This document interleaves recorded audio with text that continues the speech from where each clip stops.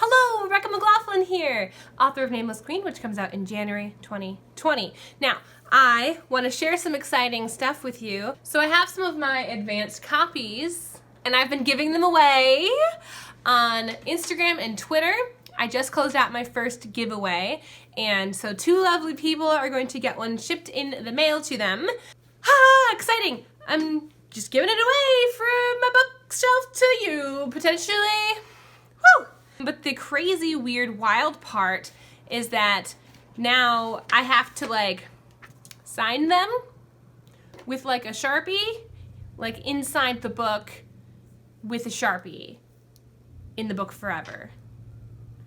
Ah! I'm not panicking. Are you panicking? So this is going to be my first time signing any kind of book. I did, however, do a second exciting thing today, and that was give an advanced reader's copy to my former college, to one of my professors, and I got to see a few other professors that I had while I was there.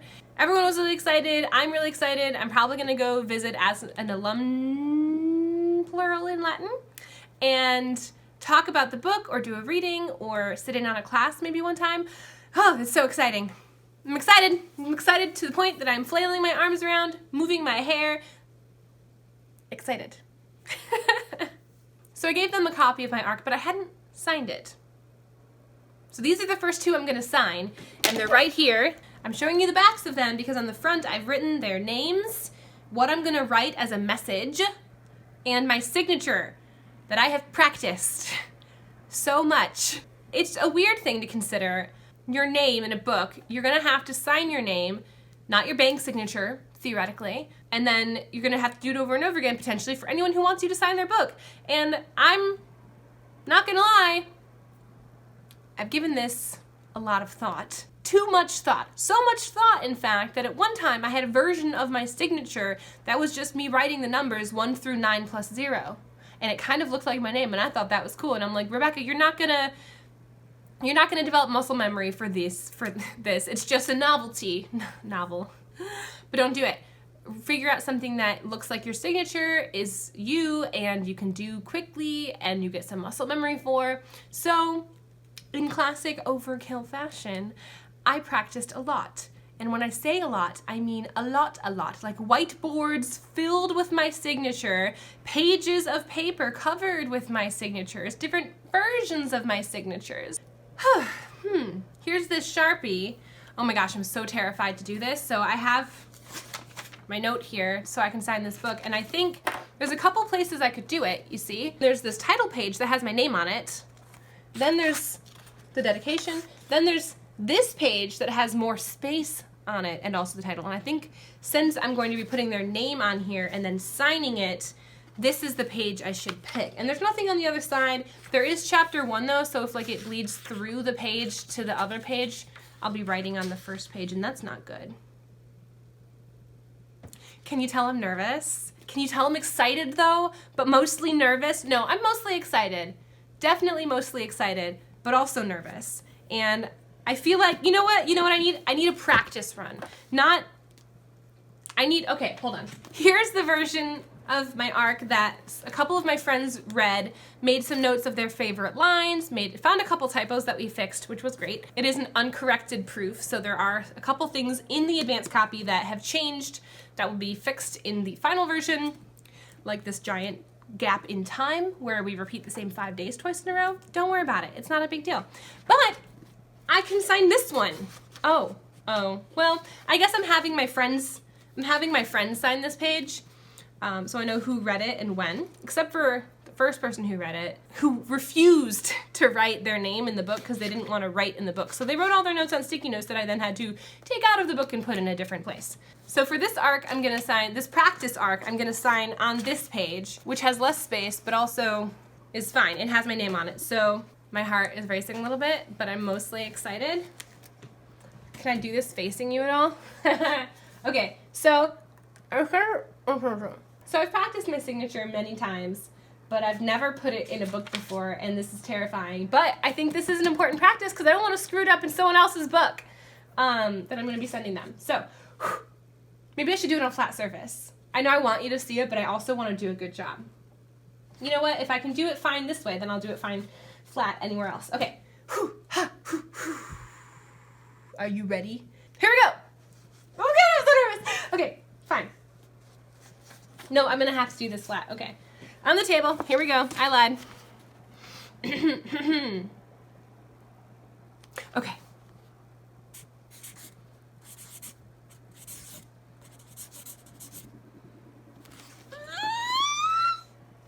Okay, look, I did it! And it looks fine! And I took up so much space, so much more space than I thought I was going to. It's R. McLaughlin, because my name's long. Rebecca McLaughlin, very long. I have a version of my signature that's the full signature, but it's just so long. But this looks perfect! This looks so good! You can kind of tell that it says my name. R. McCluskwiglin. McCluskwiglin, that's my last name. I'm formally changing it. Okay, practice 1 done. I'm going to write this next one to, her name is Angela. I have my guide here. Should I sign it first and then write the message? What if I run out of room for my signature at the end? Why am I overthinking this? You know, it's not gonna be like this forever. I'm overthinking it because it's the first time I'm doing it and I'm very excited, but I won't be overthinking it forever and ever and ever and ever. So that's how much space I wanna take up. It's a little bit, okay.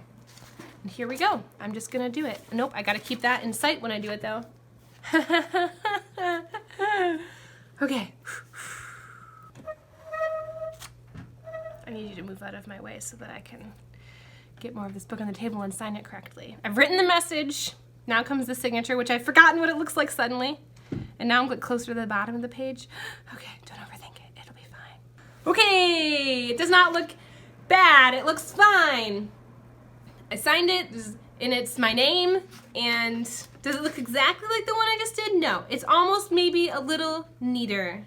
Okay, now this is the one for Angela. Better put the sticky note on the front so I don't mail it to the wrong person. That would be awkward.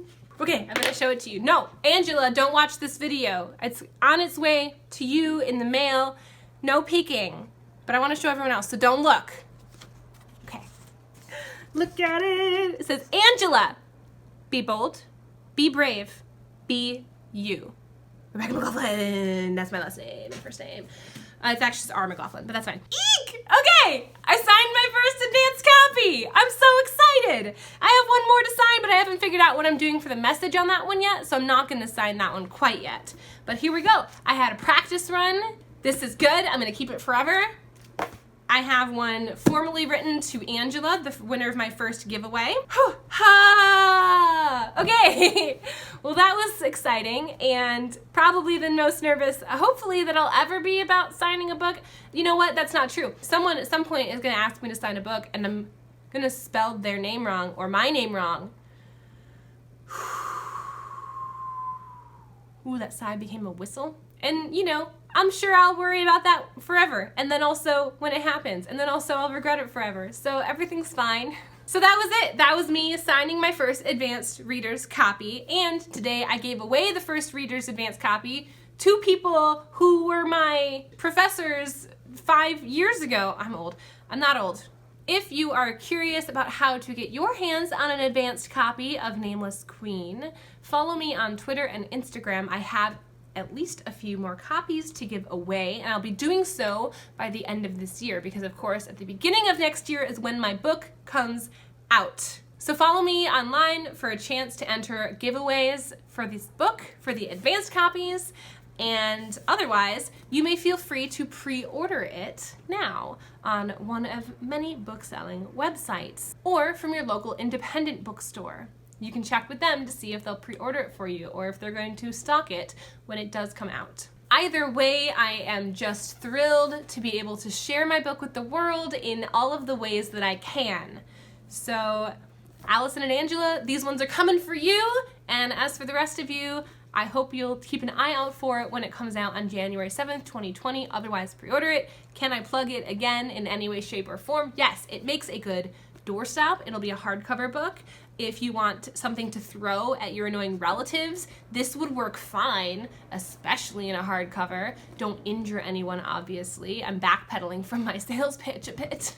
Do you have windows but don't like looking out of the windows? Well, if you purchase just 9 copies of my book you can arrange them in a grid pattern to cover up your window. So you won't have to look outside at the real world anymore. You can look at this world. It's beautiful, slightly shaped in a hexagon, and then you can just read it as many times as you want. Thank you so much for tuning in. I'm so glad I got to share this with you. I appreciate it, and I appreciate you. Tune in next time when I will be doing something equally silly and exciting, and probably talking about writing because it's my jam. Have a wonderful week.